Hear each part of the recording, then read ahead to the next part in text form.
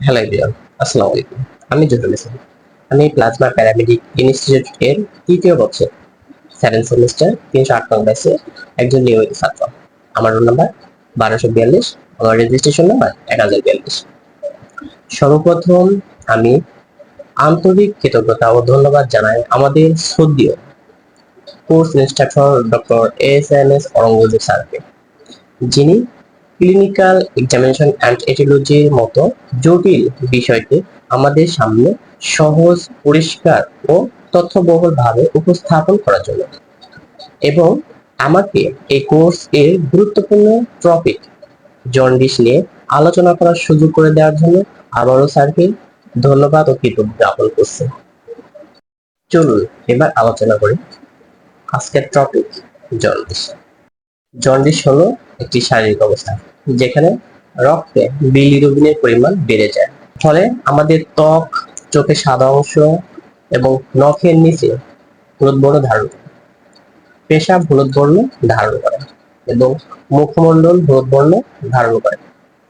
Jaundice symptom বা লক্ষণ, যেসব লক্ষণগুলো দেখলে আমরা আমরা সেটাকে জন্ডিস বলবো। ১ নম্বর, আপনার চোখ, ত্বক, চোখের সাদা অংশ মিউকাস মেমব্রেন এবং পেশাবের রং গাঢ় হলুদ হবে। বমি বমি ভাব থাকবে, অস্বস্তি, ক্লান্তি বোধ হবে এবং পেটের ডান পাশে অস্বস্তি লাগবে এবং মলের কালার ফ্যাকাশে রং হবে এবং শারীরিকভাবে ক্লান্তি লাগবে, অবসাদ লাগবে। এইসব লক্ষণগুলো দেখলে আমরা বুঝতে পারবো যে জন্ডিস হয়েছে। জন্ডিস ৩ ধরনের হয়ে থাকে। একটা হচ্ছে প্রি হ্যাপাটিক, ২ নম্বর হচ্ছে হ্যাপাটিক, আর ৩ নম্বর হচ্ছে পোস্ট হ্যাপাটিক। প্রি হ্যাপাটিক এটা হচ্ছে রক্তের লাল কণিকা অতিরিক্ত ভেঙে গেলে একে বলা হয় হ্যামোলাইটিক জন্ডিস। ২ নম্বর হচ্ছে হ্যাপাটিক, এটা হতে পারে হ্যাপাটাইটিস, লিভার সিরোসিস ইত্যাদি হলে হ্যাপাটিক হয়ে থাকে।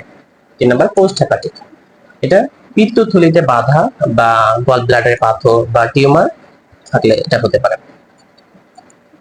তো জন্ডিসের ইনভেস্টিগেশন, যে সকল পরীক্ষা করলে আমরা জন্ডিস ডিটেক্ট করতে পারবো, আইডেন্টিফাই করতে পারবো। ১ নম্বর সেরাম বিলিরুবিন, ২ নম্বর সিবিসি, ৩ নম্বর এলএফটি মানে লিভার ফাংশন টেস্ট, মানে লিভারের ফাংশনটা টেস্ট করে আমরা বুঝতে পারি। Ultrasonograph, whole abdomen, hepatitis viral test. জন্ডিসের চিকিৎসা ও প্রতিকার, নাম্বার 1, মূল কারণ শনাক্ত করে চিকিৎসা করতে হবে। ২ নম্বর, রোগীকে পূর্ণ বিশ্রামে থাকতে হবে। ৩ নম্বর, হালকা খাবার খেতে হবে এবং প্রচুর পরিমাণ পানি পান করতে হবে। হেপাটাইটিস হলে নির্দিষ্ট ওষুধ সেবন করতে হবে এবং পর্যবেক্ষণে থাকতে হবে। প্রতিষেধক হিসাবে আমরা করতে হবে বিশুদ্ধ পানি পান করতে হবে এবং বাহিরের খাবার এড়িয়ে চলতে হবে। হেপাটাইটিস টিকা গ্রহণ করতে হবে এবং রোগীকে পরিষ্কার পরিচ্ছন্ন থাকতে হবে। এই ছিল আজকের আলোচনার টপিক, ছিল জন্ডিস নিয়ে আমার আজকের উপস্থাপনা। আশা করি এটি আপনাদের জন্য উপকার হয়েছে।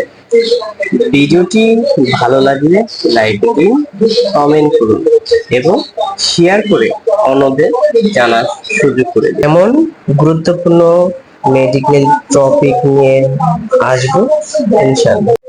Stay safe, stay healthy. আল্লাহ হাফেজ, আসসালামু আলাইকুম।